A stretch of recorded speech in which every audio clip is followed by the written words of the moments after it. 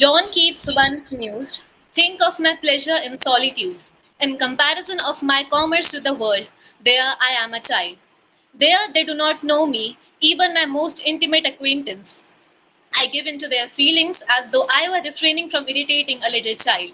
Some think me middling, others silly, others foolish. Everyone thinks he sees my weak side against my will, when in truth it is with my will. The quest for knowledge proves to be a reason to live every day. Life teaches us lessons to live amidst the crisis, and our knowledge makes the journey subtle. And so, crucial to acquire perceptions of the aspects around us. Henceforth, we are here united once again in the virtual Graduate Scholars Talk series session to heed insights of a plethora of enlightening topics. A very warm good evening to the galaxy of intellectuals virtually present here for the 31st talk of the Graduate Scholars Talk series.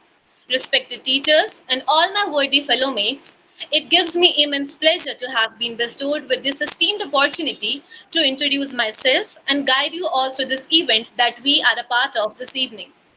I am Samriddhi Kanpal and I am a third year scholar of Bachelor of Arts in English Honours and I am pursuing my graduation from Uttaranchal University, Dehradun. The GSTS is hosted by the History Department, Saksh, in association with IQAC, Shamlal College Evening. The series is coordinated by Mr. Saurabh Singh, Mr. Ajay Gupta, and Ms. Manvi Saraswat. The GSTS was initiated for all the enthusiastic scholars to portray their views on fascinating topics. I would like to extend a heartful of welcome and warm wishes to all of you for being a part of this event and sparing and sharing a priceless time with us. Give us your blessings, your love, we need them all.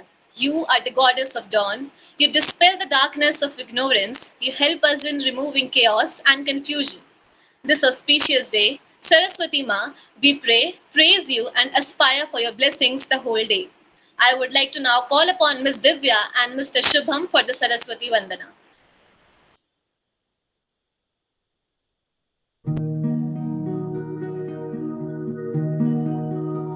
या कुन्देन्दु तुषारहारधवला या शुभ्रवस्त्रावृता या वीणावरदण्डमण्डितकरा या श्वेतपद्मासना या ब्रह्माच्युतशङ्करप्रभृतिभिः देवैः सदा वन्दिता क्षमा पातु Saraswati Bhagwati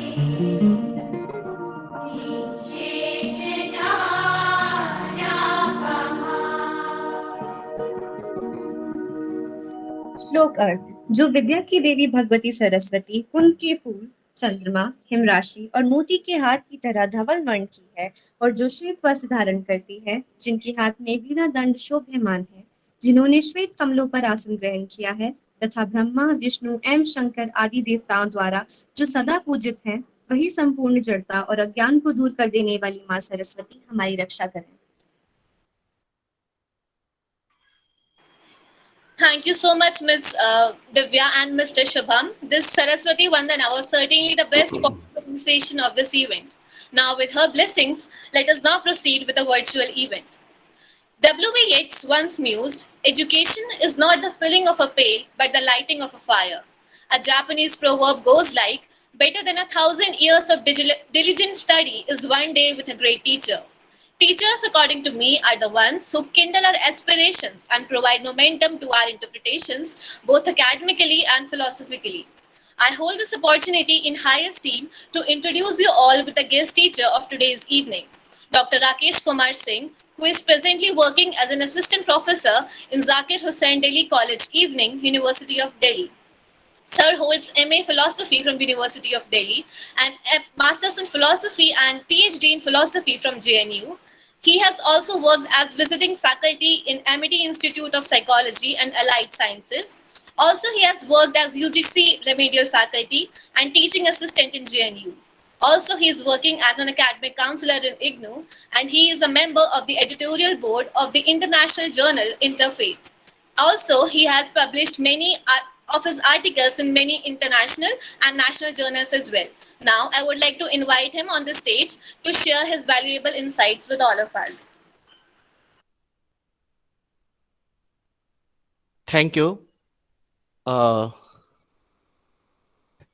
And thanks to all of you for organizing this great series of presentations. Thank you, Dr. Manish Kanwalji, for this great idea, great insight. And I would like to thank all of you involved in this, because this has come not only a source of knowledge for all the students and teachers, but also as a source of idea, future idea for all the college administrations, because we all want to have this thing in colleges, but we are not able to have. So this series will certainly show light for all the faculties. As today's topic is concerned, I this Yashi is going to speak on who we are, and as I came to know from conversation with Yashi, that she wants to develop political philosophy in the light of philosophical ideas like this. Before I invite her to speak on this, I must say this is one of the most important questions of the world. If somebody will say it is not one of the most, but it is the most important question, it won't be an exaggeration. And that's why Plato writes the Republic with this idea that for a king, it is important to be philosopher. And he gives the idea of philosopher king. It's important to come out of the allegory of cave. And it's important to cross the barriers of conjectures, object, mathematics, and then come to the world of forms, ideas. And after that person becomes enlightened, the person, if will be given kingship or any kind of political system to rule, he would be able to do justice. This is the question of Upanishads also. I will not take much time. I will invite, but I certainly would like to say that if you take example of even Janak from Indian model, the Janak goes to Ashtavakra for knowledge. And when he says, I am in Vairagya, I don't want to go to become king. Then Ashtavakra says that now you are eligible to become king, because then you can do service for humanity, for public. So this model, and in the contemporary time also, Michel Foucault talks of care of the self. Martin Heidegger says the question of being is missing. So many thoughts are there. Alain Badiou recently, the last universal thinker, you can say this time, being an event. So this question is very important, I must say. And I must congratulate Yashi to think of this topic, and I hope that she will develop this in future also. So Miss Yashi, please start your presentation. Thank you. Thank you so much, sir, for your humble words. And it is an honor for all of us to have an intellectual asset like you for the session. Thank you once again for your priceless words and bestowing us with your benign presence in this GSTS session. William Blake once mused, when I look up at the clear night sky and see the stars, I feel as if a loved one is looking down. As a child, I was taught to wish upon a star, and that special feeling has stayed. Imagination and the quest of knowledge in the life remains infinite, unending, and every age is the best to learn something new. And so we are here again to, take insights of one such imaginative topic. Now, without any further ado, I would like to welcome our speaker for today's evening. Honorable guests for today's virtual event, we have Yashi among us with her talk on who we are, hum kaun hain. So, Miss Yashi, please come upon this platform and illuminate us with all your topics and words. Am I audible?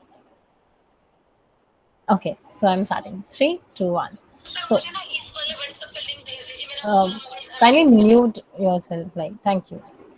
तो आज जो हम बात करने वाले हैं, पहले सर्वप्रथम सभी को नमस्कार।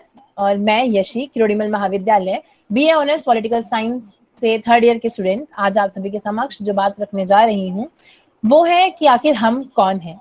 जब हम बात करते हैं हम कौन हैं, तो आपके मन में बहुत सारे सवाल आ रहे होंगे, और बहुत सारे सवाल जब मैंने सोचा था तब भी मेरे अंदर थे। इस टॉपिक को चूज करने का रीजन ये था कि हम अपने आप को प्रोफेशनल और पर्सनल बहुत ज्यादा डिलेमा में पाते हैं जब हम अपनी रियल लाइफ में अपने आप को देखते हैं कि हमारी प्रोफेशनल लाइफ है या हमारी पर्सनल लाइफ है, तो आखिर हम एक्चुअली कौन है। ये मेरे दिमाग में जब आया था इनिशियली सोचने का, तो वहां से ये चीज निकल के आती है। तो सर्वप्रथम मैं क्लियर कर देना चाहती हूँ, बता देना चाहती हूँ कि हम क्या क्या बात करने वाले हैं।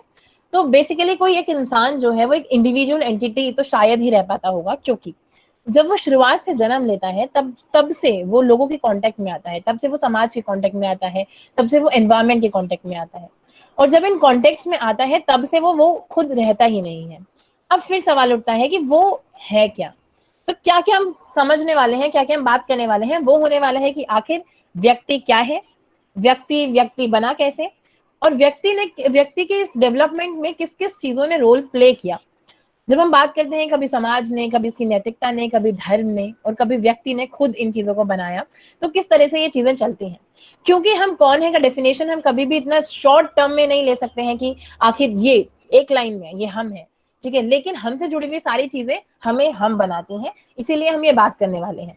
तो सर्वप्रथम प्रश्न उठना चाहिए कि हम हमारी ही बात क्यों कर रहे हैं, हमें क्या जरूरत है ये जानने की आखिर हम कौन है। तो शायद हमें समझने की आवश्यकता है कि जब हम बात करते हैं होमोजीनियस सुपीरियोरिटी की, इसका मतलब ये होता है, होमोजीनियस मतलब हमारे जैसे। जब हम अपने जैसे लोगों को सुपीरियर मानते हैं, ये मानते हैं कि वो हमारी तरह है तो हम सुपीरियर हैं, तब शायद हम अपने आप पे शोध करते हैं और ये पाते हैं कि कैसे हम जानवरों से अलग हैं। जब मानव अपनी बौद्धिकता की बात करता है कि उसके अंदर बौद्धिकता है, तो तब शायद वो सोच पाता है कि वो आखिर है क्या, और जिस कारण से आज हम ये बात कर पा रहे हैं कि आखिर हम कौन है। अब बात उठती है कि हम हैं, हम करते क्या है, हम अपना जीवन जीते हैं, जन्म से लेकर मृत्यु तक का जीवन, लेकिन इस जीवन का उद्देश्य क्या है। शायद जब हम इस जीवन के उद्देश्य पे बात करने लगेंगे और जब ये समझेंगे कि जीवन का उद्देश्य क्या क्या हो सकता है, तब हम ये भी समझ पाएंगे कि आखिर हम हैं क्या। तो जब हम हमारी बात करते हैं तब आप कुछ थिंकर्स को समझ सकते हैं, जान सकते हैं।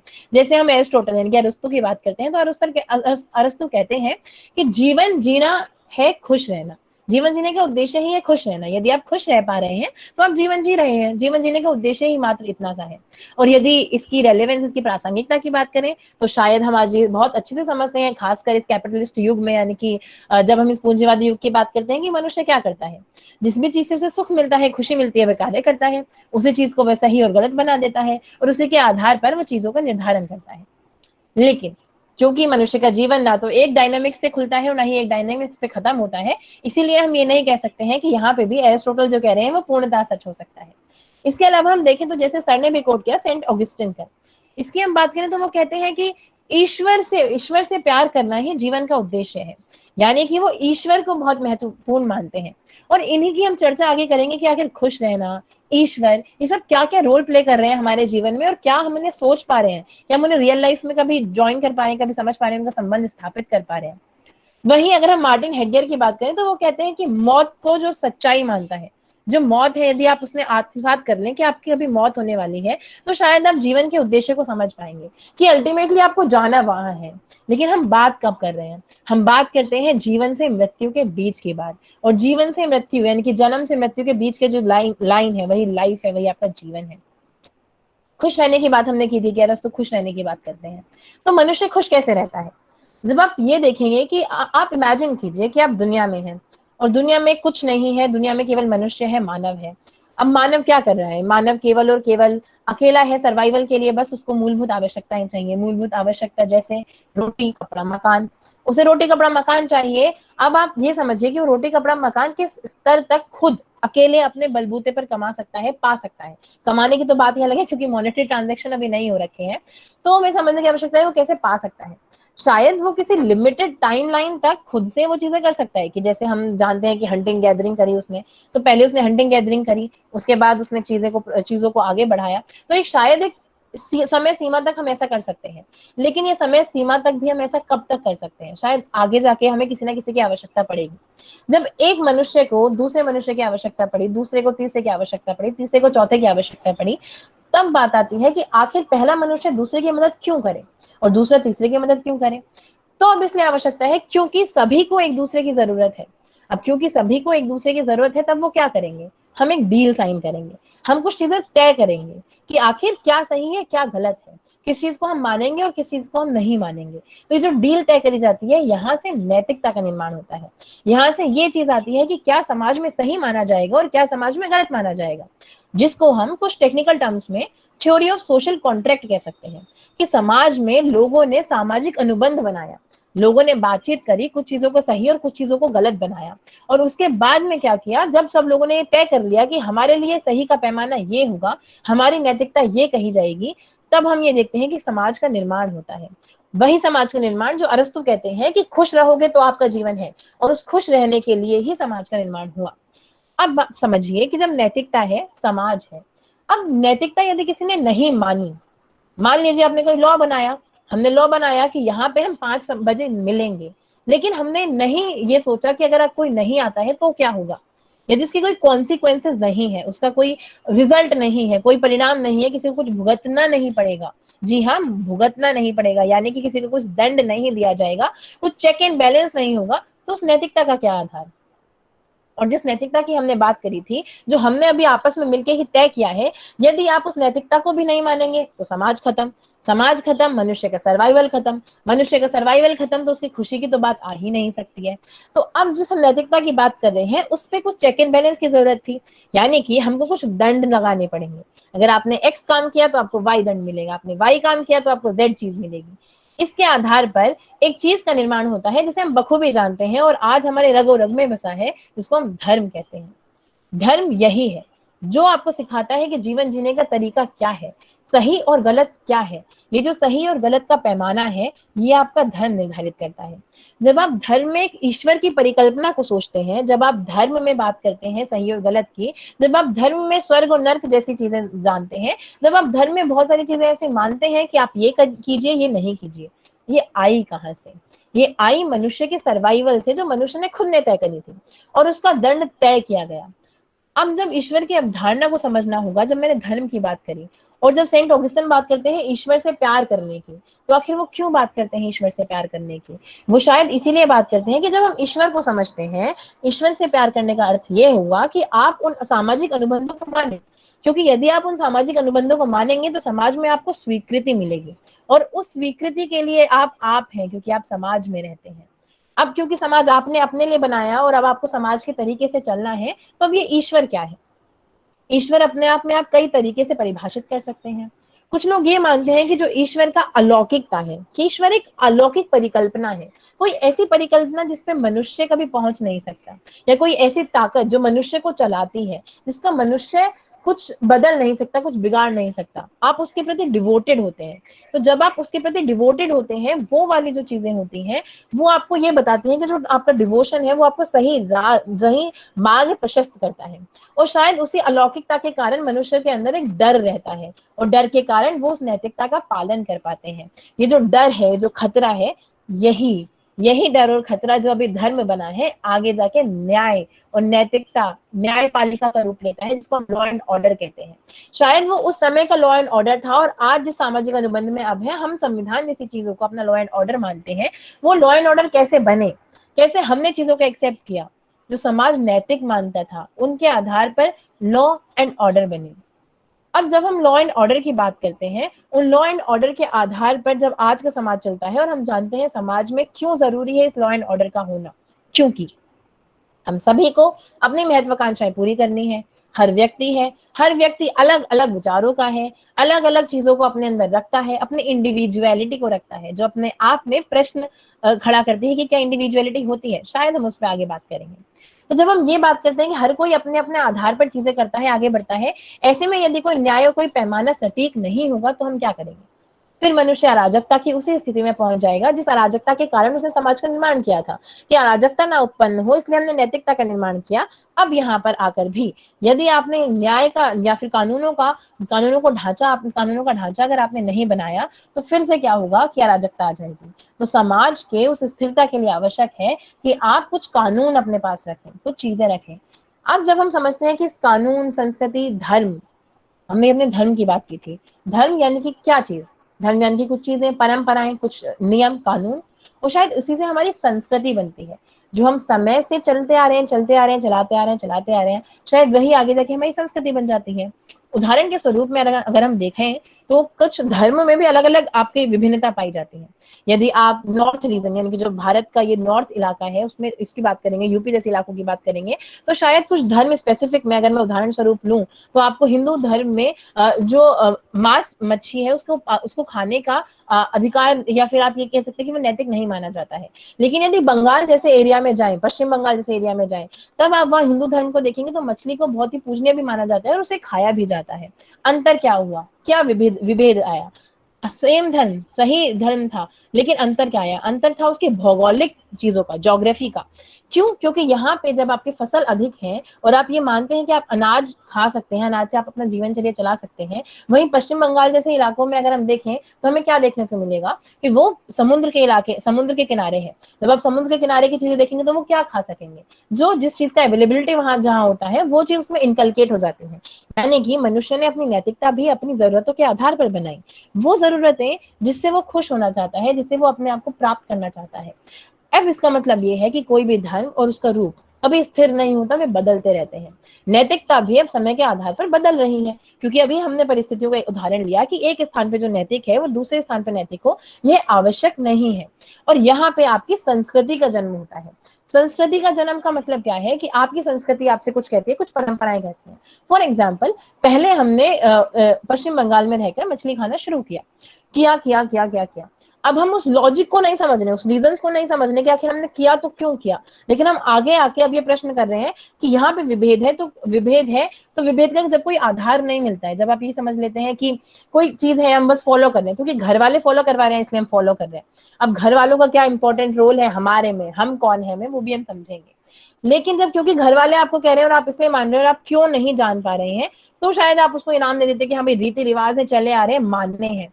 लेकिन शायद उन रीति रिवाज परंपराओं के पीछे का जो कारण है वो समझने की आवश्यकता है। जब आप मनुष्य उस कारण को समझता है तब अपने अस्तित्व को जान पाता है कि आखिर मेरा अस्तित्व जो वर्तमान में है वो है क्या। साथ ही मनुष्य और क्या है? मनुष्य शायद अपने अनुभवों का एक जोड़ है। जितने अनुभव उसके साथ होते हैं वो अनुभव अपने साथ लेके चलता है।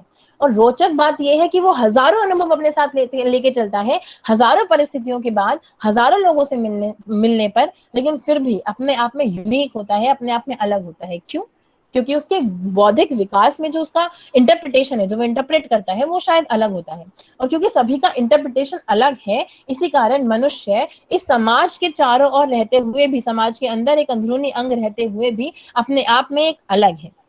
वहीं आप ये समझिए कि जब समाज में जो एक इंसान है उसमें संस्कृति आई, उसका अनुभव आया, उसकी व्यक्तित्वता आई, उससे उसके व्यक्तित्व का निर्माण हुआ। तो जो शुरुआती मैंने बोला था प्रोफेशनल और पर्सनल, अब ये व्यक्तित्व क्या है? किसी इंसान का व्यक्तित्व होता क्या है? शायद जितने फैक्टर्स की मैंने बात करी वो फैक्टर्स आपके व्यक्तित्व को बनाते हैं। आपका परिवार आपके व्यक्तित्व को बनाता है क्योंकि आपको सही गलत, उस नैतिकता, उस धर्म की समझ उस परिवार ने दी है। लेकिन वो व्यक्तित्वता है क्या, या जो आपका व्यक्तित्व है वो क्या है? पर्सनैलिटी आपकी क्या है? क्या मेरी पर्सनैलिटी वो है जो मैं सबके सामने ऑफिशियली हूँ या किसी के सामने अनऑफिशियली हूँ, या मेरी व्यक्तित्वता वो है, या मेरा व्यक्तित्व केवल वही है जो मैं पिताजी के सामने हूँ या मैं अपने दोस्तों के सामने हूँ? कहने का मतलब क्या है? कहने का मतलब है कि व्यक्ति समय सापेक्ष और परिस्थिति सापेक्ष होता है। और यदि आपको व्यक्ति को समझना है और व्यक्ति के व्यक्तित्व को समझना है, तब आप किसी भी एक स्ट्रेट लाइन में ये नहीं कह सकते हैं कि क्योंकि उसने एक्स परिस्थिति में वाई काम किया इसीलिए उसका व्यक्तित्व ये है। जबकि हमें ये समझने की आवश्यकता है कि जो एक व्यक्ति है वो एक डायनामिक है। डायनामिक का मतलब ये है कि वह हर परिस्थिति में, हर समय पर अलग अलग प्रकार से प्रतिक्रियाएं देता है, और जो उसका प्रतिक्रियाओं का समायोग होता है, जो उसकी योजना होती है, जो उसका योग होता है, वो अपने आप में आपको एक व्यक्तित्व बनाता है। तो किसी भी व्यक्ति का जो व्यक्तित्व है वो कभी भी एक सिंगल स्ट्रैंड नहीं होता। फिर अब ये समझिए, अभी मैंने बात की थी वैयक्तिकता होती भी है या नहीं होती है। वैयक्तिकता मतलब इंडिविजुअलिटी। इंडिविजुअलिटी का मतलब कोई ऐसी चीज जो आपकी अपनी खुद की हो। आपने कुछ नाम सुने होंगे, फ्री विल जैसे। अब ये फ्री विल क्या होता है? फ्री विल एक ऐसी चीज है, एक ऐसा मत है जिसको ये कहा जाता है कि जो मेरी इच्छा है, संपूर्णतः मेरी इच्छा, वो फ्री विल होता है। आपको लगता है कि क्या विश्व में, दुनिया में, समाज में रहते हुए कि हम कभी भी उस फ्री विल को अचीव कर पाते हैं? क्या वो फ्री विल हमको मिल पाता है? फ्री विल क्या? कि समाज मुझे किसी भी तरीके से बाधित नहीं कर रहा हो, समाज या सराउंडिंग की कोई भी चीज, मैं खुद ऐसा कर पा रही हूँ, खुद से कुछ चीजें कर पा रही हूँ। लेकिन शायद ऐसा नहीं होता। कहने के लिए कुछ लोग कहते हैं कि ठीक है, हम सुबह 4 बजे उठते हैं, ये हमारा फ्री विल है, हमारी मर्जी, लेकिन आप क्यों उठते हैं? शायद आप अपने पूरे दिन के शेड्यूल को सुधारने के लिए सुबह 4 बजे उठते हैं, शायद आप सुबह अपने स्वास्थ्य का ध्यान रखने के लिए 4 बजे उठते हैं। तो कुछ कारण है, कुछ बाह्य कारण है जो आपको उस करने के लिए मजबूर करते हैं, जो आपकी फ्री विल से आपको अलग कर देता है। तो क्या मनुष्य का फ्री विल कभी भी होता है, या उसका जो विल है, जो उसकी इच्छा है, वो हमेशा समाज के अनुबंधों में बंधी हुई होती है? तो जब समाज में जो व्यक्ति है वो कभी खुद बिना समाज के रह ही नहीं सकता, आइसोलेटेड रह ही नहीं सकता, तब हम बात ही नहीं कर सकते कि हम बिना समाज के व्यक्ति को जान पाए। कुछ लोगों को लग रहा होगा कि विषयता हम कौन है, हमारी बात हो रही थी, हम समाज की बात क्यों करने लगे?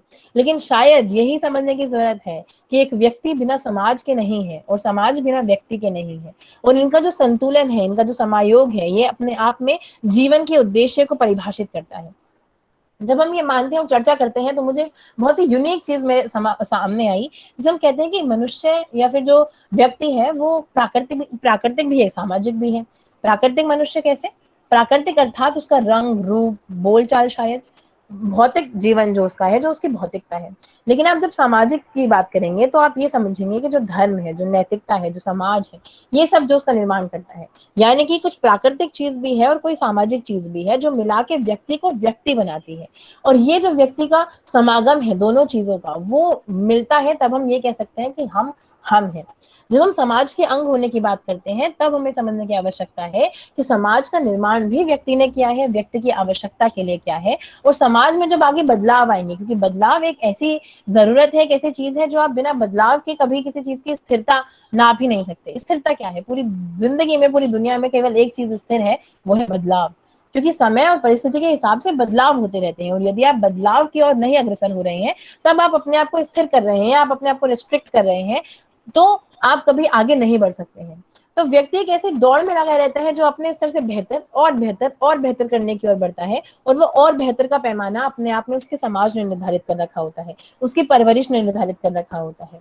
एक व्यक्ति की परवरिश, उस परवरिश में ये सारी चीजें आ जाती हैं जिनकी बात मैंने करी। भले ही आप नैतिकता की बात करेंगे, भले ही आप धर्म की बात करेंगे, आप न्याय की बात करेंगे, आप सही गलत की बात करेंगे, आप मनुष्य के लिमिट्स की, सीमा की बात करेंगे, कि मनुष्य कहाँ से कितना क्या कर सकता है, वो जानता है। जब हम ये बात करते हैं कि एक मनुष्य के अपने कुछ अधिकार होते हैं, उसके कुछ कर्तव्य होते हैं, और मनुष्य में यूनिक चीज ये है कि वो अपनी बात रख सकता है, और बात रखने का उसके पास अधिकार है।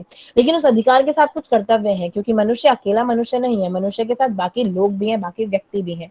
जब वो साथ में मिलते हैं और जब इसका समागम होता है कि एक समाज में वो रहता है, अपने खुद पे सीमा लगाता है, दूसरे की सीमाओं के अनुसार अपने अधिकारों को सुनिश्चित करता है, और अधिकार और कर्तव्य का जब संतुलन बैठता है, तब जो मनुष्य है, तब हम समझ सकते हैं कि मनुष्य अपने आप को जी पाता है। जब हम ये कहते हैं कि मनुष्य का सर्वांगीण विकास केवल और केवल तब हो सकता है जब उसके ऊपर कोई बंधन ना हो, लेकिन उन बंधन का भी एक सीमा होती है। कोई भी बंधन भी कभी एक्सट्रीम नहीं हो सकता है।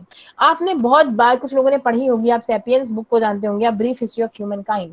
जब हम उसकी बात करते हैं और ये बात करते हैं कि किस तरह से चीजें आई, जैसे हम पितृसत्ता की बात करते हैं, नारीवाद की जब बात आज होती है, वो पितृसत्ता पे प्रश्न चिन्ह उठाती है। जब आप इस बुक के द्वारा इस चीज का ज्ञान लें और जाने कि किस तरीके से ये चीजें आई, किस तरीके से मानव मानव बना और आज के वर्तमान में पहुंच पाया, किस तरह से इंडिविजुअल और सोसाइटी का जो एक घर्षण आज हमको देखने को मिलता है, कैसे इंडिविजुअल ने सोसाइटी को बनाया, सोसाइटी ने इंडिविजुअल को बनाया, तब आप ये देखिए कि कुछ चीजें आपकी जरूरतों के अनुसार आपने बनाई, लेकिन जब आप उन पर रेडिकल हो जाते हैं, जब आप उन पर रूढ़िवादिता के साथ रिएक्ट करने लगते हैं, तब आप उनको स्थिर बना लेते हैं। और जो स्थिरता है, जब उस पर प्रश्न चिन्ह नहीं उठते हैं, जैसे आज हम प्रश्न चिन्ह उठा रहे हैं हमारे ही अस्तित्व पर, तब हमें समझने की आवश्यकता है कि चीजें स्थिर हो जाती हैं। लेकिन यदि व्यक्ति को जानना है, तो व्यक्ति की वैयक्तिकता और व्यक्ति का व्यक्तित्व उसके समाज, उसकी नैतिकता, उसके धर्म, उसकी परवरिश से मिलकर बना होता है, और उस समाज से मिलकर बना होता है जिस समाज को उस व्यक्ति ने ही बनाया है। तो समाज का व्यक्ति क्या है? तो व्यक्ति समाज का एक अंग है जिसने समाज को बनाया है, और कभी भी हम इन दोनों को अलग अलग नहीं देख सकते हैं, ये साथ में चलेंगे। और कभी भी आपको अपने आप को जानना हो, तो अपने सराउंडिंग को जानिए, अपने इतिहास को जानिए, अपने आसपास की चीजों के कारणों को जानिए, तब आपको समझने की आवश्यकता है कि आपने उन चीजों को बनाया है और उन चीजों ने आपको बनाया है, और आपका परस्पर तालमेल ही आपको आप बनाता है। बहुत बहुत धन्यवाद।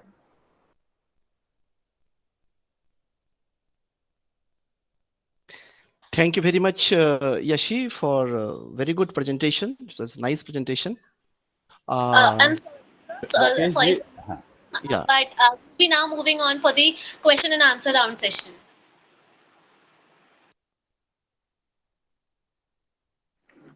Thank you so much, Ms. Yashi, for such a magnificent talk and the way you emphasized on the social, political, cultural, and materialistic aspect of all human being was such a wonderful. And you very beautifully elaborated human nature in socio-psychological way. The way you presented every point of your topic is truly remarkable. Now, moving forward to some of the questions by our enthusiastic audience. First question is from Sahid Ahmed. We are not limited only to our basic necessities like food, clothes, and shelter. Human desires always increases, thereby increasing its necessities and activities. Despite this fact, how according to you can human being just to its society? How according to me, can you please repeat the last part of the question? How according to you human being can be just to its society? Okay. तो यही तो बात है ना, मैंने पूरे talk में शायद ये क्वेश्चन बहुत पहले आया होगा जब टॉक शुरू हुई होगी, शायद मैंने यही चीज समझाई कि मनुष्य केवल और केवल रोटी कपड़ा मकान तक सीमित होने वाला व्यक्ति है ही नहीं। मनुष्य मनुष्य ही नहीं रहेगा यदि वह रोटी कपड़ा मकान तक सीमित हो जाए। उसकी कुछ महत्वाकांक्षाएं हैं और उस महत्वाकांक्षाओं को पूर्ण करने के लिए ही उसने समाज का निर्माण किया है। उसकी महत्वाकांक्षाएं कभी जीरो से शुरू होकर ऊपर तक गई हैं, तो जीरो से ऊपर तक जाने की जो सीढ़ी है, जो सोपान है, वो उसने धीरे धीरे धीरे धीरे तय किए हैं और आज वो कभी स्थिर नहीं रह सकता। यदि मनुष्य स्थिर हो जाएगा तो मानव जीवन के इर्द गिर्द जो पूरा एनवायरमेंट, पूरी दुनिया जो घूम रही है वो रुक जाएगी और इसीलिए समाज में वो बदलाव लाता है क्योंकि मनुष्य की महत्वाकांक्षाएं बदलती हैं। आशा है कि आपको उत्तर मिल गया होगा। Okay, now another question by Shubham Tiwari. क्या ये विडंबना नहीं है हम खुद को परिभाषित करने में सक्षम नहीं है? बिल्कुल ये विडंबना है और विडंबना होनी भी चाहिए। यदि आप खुद को परिभाषित करने में सक्षम नहीं हैं, आप ये समझिए कि यदि हम खुद को नहीं जान पा रहे हैं, तब आप क्यों चीजें कर रहे हैं उसको कैसे जान पाएंगे? कोई चीजें क्यों हो रही हैं आप कैसे जान पाएंगे? इसीलिए तो शायद उस विडंबना को सामने लाने के लिए ये बात रखी गई। शायद हम फिलॉसफी को फिलोसफिकल टर्म्स में उन बुक्स में ना कैद कर दें और लोगों के सामने चर्चा के विषय में लाएं। हम केवल वाद विवाद तक उसको सीमित ना कर दें, लोगों को उस पर सोचने के लिए मजबूर करें कि मनुष्य क्या है। शायद तभी हम स्पिरिचुअलिटी की जो बात करते हैं, फिर खुद को जानने की बात करते हैं, वो सारी चीजें, मेडिटेशन जैसी चीजें इसी से तो निकल के आती हैं कि आप खुद के बारे में सोचे तो सही। और ये विडंबना है, तभी इस पे बात करी जा रही है और तभी हम एक कंक्लूजन पे, कुछ सॉर्ट ऑफ कंक्लूजन पे पहुंच सकते हैं कि हाँ, शायद व्यक्ति और समाज और कुछ ऐसी चीजें हैं जो बाय डिफॉल्ट एक दूसरे को बनाती हैं। Okay, now the next question is from Anish Chaudhary. धर्म यह कहता है मानव सभ्यता द्वारा प्राकृतिक संपदा में शोषणकारी विकास किया जा रहा है। क्या मानव का धर्म यही है? क्या आप इसको रिपीट करेंगे? मैं इसको चैट बॉक्स में पढ़ सकती हूँ क्वेश्चन? Okay, sure. ठीक है। धर्म क्या यह कहता है मानव सभ्यता द्वारा प्राकृतिक संपदा से शोषणकारी विकास किया जा रहा है? जी ठीक है।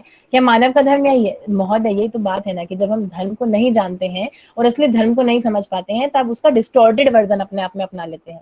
उस धर्म को अपना लेते हैं जिसको हम चाहते हैं और हम कभी उस पर प्रश्न ही नहीं उठाते हैं, कभी उसकी नैतिकता पर ही प्रश्न नहीं उठाते हैं। हम कभी जानते ही नहीं है कि क्या जो हम कर रहे हैं वो सही कर रहे हैं, क्या गलत कर रहे हैं। जैसे मैंने आपको बताया कि कोई रीति रिवाज चला आ रहा है, आपने उस पर क्यों प्रश्न उठाना छोड़ दिया, उसे बदलना छोड़ दिया, तब आप ये काम करते हैं कि आप प्राकृतिक संपदा का शोषणकारी विकास के लिए प्रयोग करते हैं। यदि आप उस धर्म को जानते और वास्तविकता को जानते, नैतिकता को जानते, समझते और मनुष्य मानव सभ्यता उस चीज को समझ पाती या जिन बातों को हम आज कर रहे हैं वो एक सामाजिक डिस्कोर्स में, एक पॉलिटिकल डिस्कोर्स में बहुत ही जनरल चीज होती, तो शायद हम ऐसा ना करते। हम अपनी जड़ों से जुड़े रहते। उन जड़ों से जुड़े रहने के लिए आवश्यकता है कि हम उस धर्म को जाने और हम उसके सही फॉर्म को जाने कि आखिर सही फॉर्म है क्या।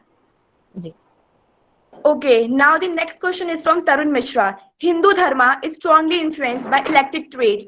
Do you think, unlike other religion which preach a mono way of life, Hindu dharma has got too many alternatives for organizing the life and reaching the ultimate?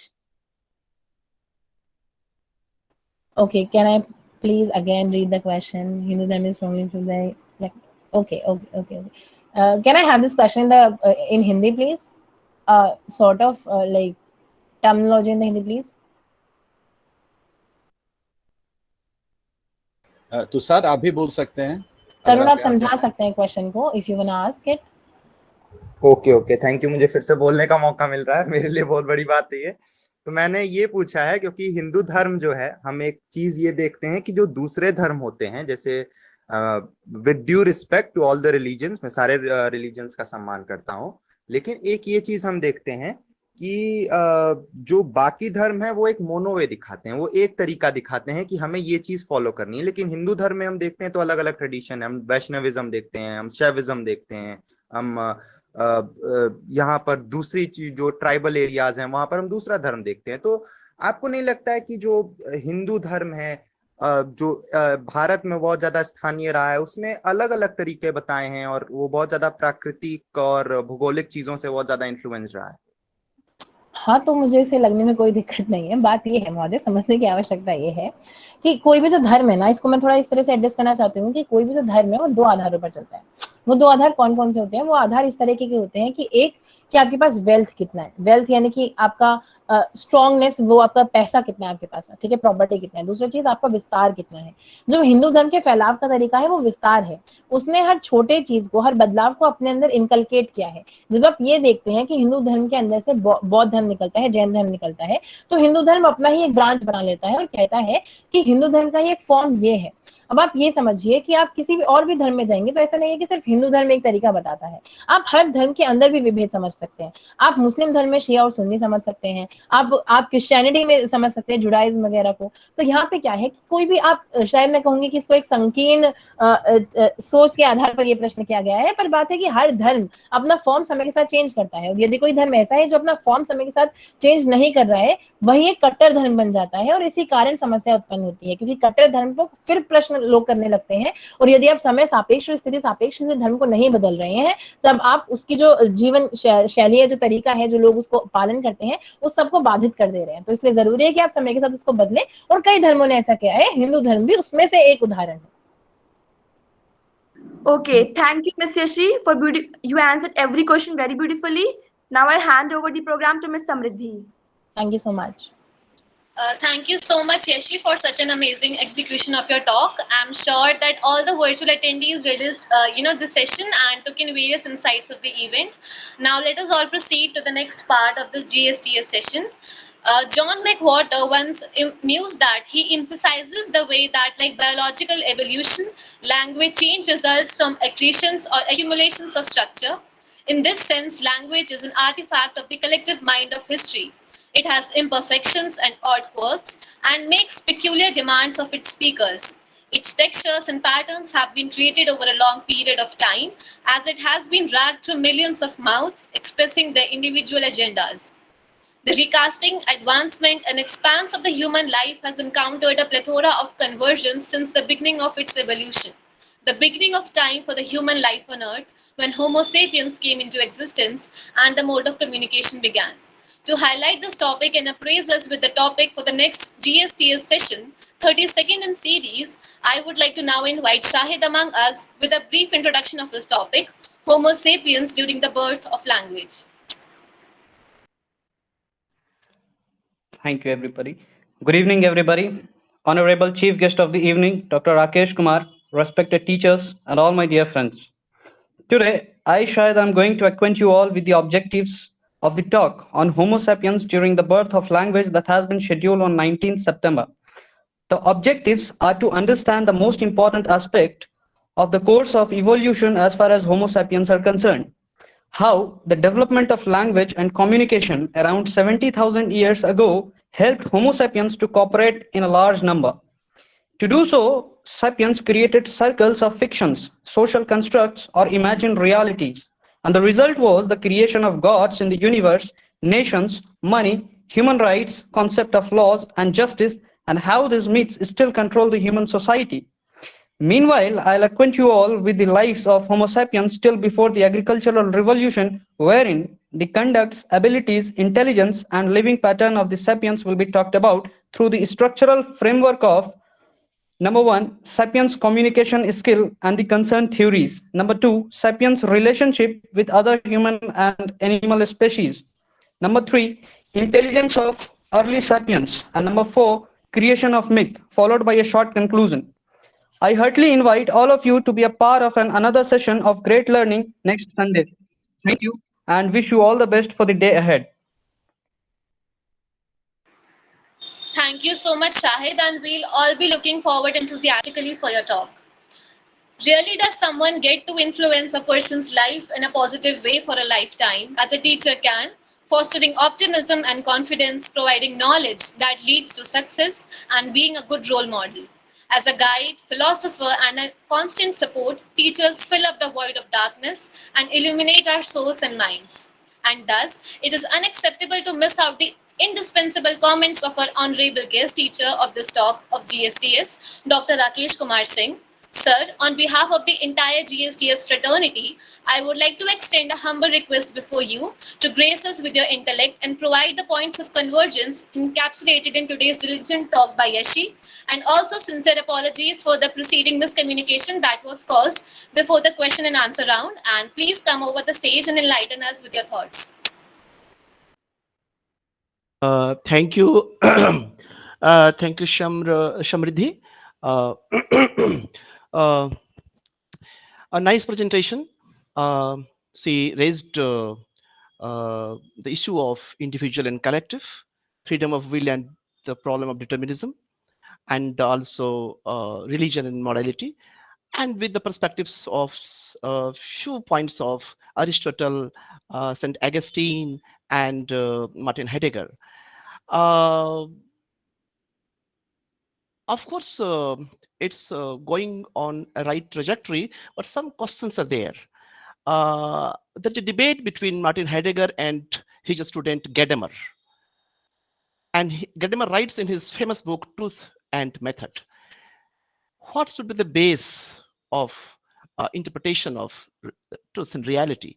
It is tradition or it is future? I think that the point of future is also important, which I think you have not brought in this presentation, with a beautiful presentation of the dialectic or different methods of development of the meaning of individual and society, future. And second thing, when even you brought Martin Heidegger raises this question of ontology.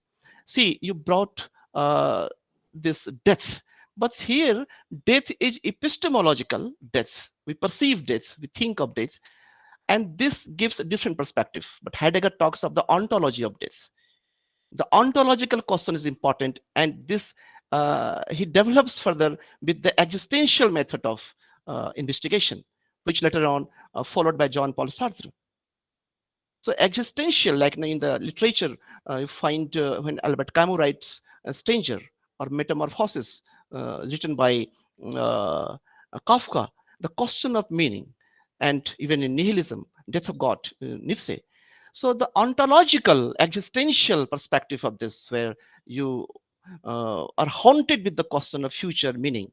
So yeah, so if we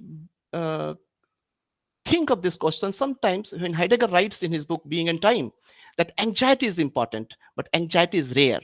And he writes the real anxiety is rare, because anxiety breaks all the closure, and the search for being, the call for being starts. And even in the social structure, if that call is missing, that the possibility is missing. Heidegger, like you also gave, you came with social facts. Heidegger is saying you are thrown in the world. There is facticity, there is fallenness, but there is possibility. And this possibility starts with the projection of future. The element of future in this existential method of investigation will haunt you, will make you to go for the meaning of being. Later on, Jacques Derrida says no, always it is in aporia, it's out of reach, but we have to move. Like law, we're talking of law is dynamic, you also said, like Derrida also says, law is out of reach, but we have to move, we have to. And once the brother of Plato asked Plato, you are writing on justice, but there is no justice in the world. Why are you writing of justice? You should have written on injustice. Then Plato says, since there is no justice, that's why I'm writing on justice. So this existential, ontological, and this future encapsulated method, if would be brought, it would be beautiful investigation. And thank you very much for this presentation. Really, it was nice. Thank you very much. Thank you so much, sir, for this ethereal analysis of this topic, and I'm sure that everyone received numerous insights through your humble, scholarly, and proficient words. Melody Betty once mused that gratitude unlocks the fullness of life. It turns what we have into enough and more. It turns denial into acceptance, chaos into order, confusion to clarity. It can turn a meal into a feast, a house into a home, a stranger into a friend. It has been said that life is the most patient teacher. You will be presented with the same experience over and over again until you learn the best way to deal with the situation. This is not because life is cruel. Rather, it is because things have a way of coming back to haunt us when we don't want to deal with them. That's how the circle of life goes on, and every experience that we witness holds a background with it, controlled by the Almighty, and weaved in the form of destiny that we all hold. And it is thus inevitable to be grateful to every aspect of our human life, for every action of us, every endeavor of us, and every error that we make, because they teach us lot and fabricate our experiences throughout life. Now, to be thankful to all the support staff, the team members, and the entire GSTS fraternity, I would like to invite Mandira for the vote of thanks.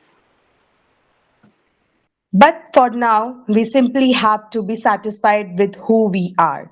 Only when we face the impossible and experience the unbearable do we find out who we truly are. Good evening, everyone. As you may know, Department of History achieved the new heights during the session 2016-17 under the convenership of Dr. D.N. Singh Sir, Manish Karamwal Sir, Dr. Pramod Kumar Sir, Dr. Seema Meena Ma'am, Mr. Ajay Kumar Sir. This is for the first time department formed its society, Sakshi. Myself, Mandira Paul, student of BA program, second year, I deemed it's a great opportunity to privilege to purpose the vote of thanks. First and foremost, I would like to thank our special guest, Dr. Rakesh Singh, sir. Thank you so much, sir, for your thoughtful and interesting address. I would like to thank all the respected teachers who joined us today, Dr. Pankaj Singh Kishore, sir, Dr. Ajay Kumar, sir, Mr. Jaya ma'am, Dr. Krishna, Dr. Sunita Saxena ma'am, Dr. Dharma Rawat ma'am, Dr. Gitanjali De ma'am, Dr. Seema Meena ma'am, Dr. Simi ma'am, thank you so much for supporting us. I would like to express my deep gratitude to the convener, Dr. D.N. Singh sir, for his presence in this program, and also GSTS team, Sakshi team, and JCC team who ran around all the things. And of course, a big thanks to our speaker, Ms. Yashi, for such an interesting talk. I heartily thank all the students for joining us today. I thank